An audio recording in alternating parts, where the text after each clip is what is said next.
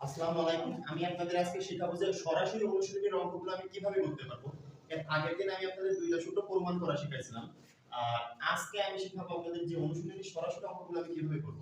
যেমন এখানে আমি কিন্তু কিছু অনুপাতের মান লিখছি sin cos tan। এই মানগুলো যদি আমার মনে না থাকে আমি কিন্তু সরাসরি অনুশীলনের অঙ্কগুলো করতে পারবো না। আরেকটা আমার মনে রাখতে হবে, এখানে আপনাদের এই জিনিসটা মনে রাখতে হবে যে sin cos tan এই মানগুলো আমাদের মাস্ট বি মনে রাখতে হবে। যেমন আমি যদি বলি tan, tan এর বিপরীত হলো cot, এটা কিন্তু বিপরীত মান লিখতেছি। tan এর বিপরীত হলো cot, আর cos এর বিপরীত হলো sec, আর sin এর বিপরীত হলো cosec। এই জিনিসটা যদি আমাদের মনে থাকে তাহলে দেখেন আমি কিন্তু sin cos আর tan লিখছি, আর বাকি তিনটা মান কিন্তু আমার এমনিতে বের হয়ে যাবে।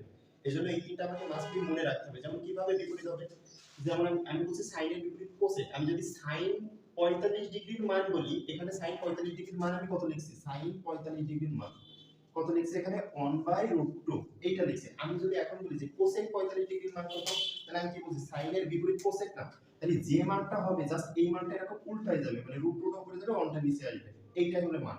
যেমন এখানে sin 60 ডিগ্রির মান কত লিখছি, √3/2। তাহলে sin যদি 60 ডিগ্রির মান আমার মনে থাকে √3/2, তাহলে cosec 60 ডিগ্রির মান আমি পারবো না, যেহেতু বলছি sin এর বিপরীত cosec, তাহলে মানটা শুধু উল্টাই যাবে, যেমন 2টা উপরে যাবে, √3টা নিচে আসবে, এইভাবে। তাহলে এই তিনটা মনে থাকলে কিন্তু আর বাদ বাকি মানগুলো আমি সহজে বের করতে পারবো। যেমন আমি যদি বলি tan, tan 30 ডিগ্রির মান কত লিখছি, 1/√3। এখন যদি আমি বলি cot 30 ডিগ্রির মান কত, কারণ tan এর বিপরীত cot, তাহলে জাস্ট মানটা উল্টে যাবে না, √3টা উপরে আসবে আর 1টা নিচে আসবে, এভাবে। তাহলে যে অঙ্কটা আপনাদের আছে এখানে দেখেন আমি এই অঙ্কটা সমাধানটা কিভাবে করি। এবার এখানে দেখেন আরেকটা বিষয়, এখানে যে a স্কয়ার গুলো এভাবে আছে, যে sin, যেমন এখানে এভাবে স্কয়ার গুলো আছে sin স্কয়ার থিটা, এটাকে কিন্তু এইভাবে লেখা যায়, sin থিটাতে বাইরে এরকম স্কয়ারটা বাইরে পাঠানো যায়। আচ্ছা, এখানে সেভাবে আছে, আমি অঙ্কগুলো দেখেন কিভাবে করি। 1 মাইনাস sin, আচ্ছা এখানে বলা আছে sin স্কয়ার 45, তাহলে sin এর 45 ডিগ্রির মান কত লিখছিলাম, 1/√2 না, জাস্ট আমি মানটা এখানে বসাবো 1/√2। আর স্কয়ার যদি এরকম থাকে তাহলে এটাকে মান বসে বাইরে স্কয়ারটা পাঠানো যায়।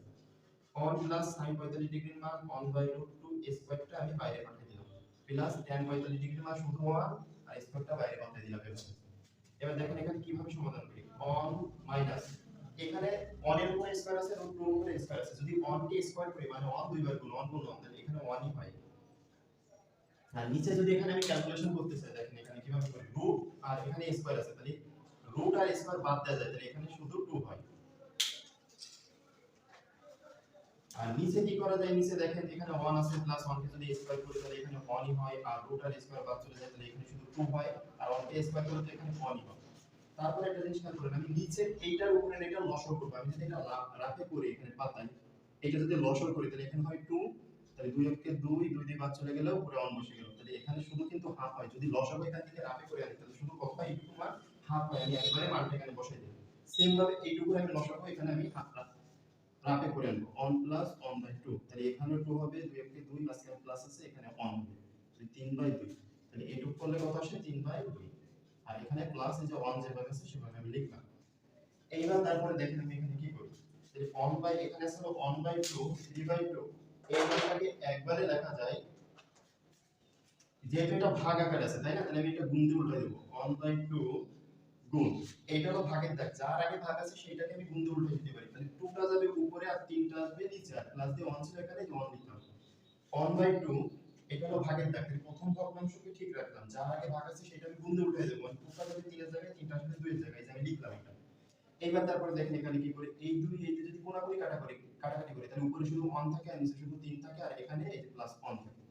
এইটাকে আবার লসাগু করা যায়, এইটা যদি লসাগু করি তাহলে নিচে 3 ই বসে যায়, তাহলে 3 3 চলে গেল, শুধু 1 থাকে উপরে, আর প্লাস এখানে তো কোনো সংখ্যা নাই, তাহলে ডিরেক্ট 3 এখানে লসাগু যেটা থাকবে সেটা এখানে ডিরেক্ট লবের সাথে যে গুণ হবে, 3 কে 3, তাহলে 3 আর 1 যোগ করে 4, আর নিচে 3, তাহলে 4/3, এইটাই হলো আমার অ্যানসার।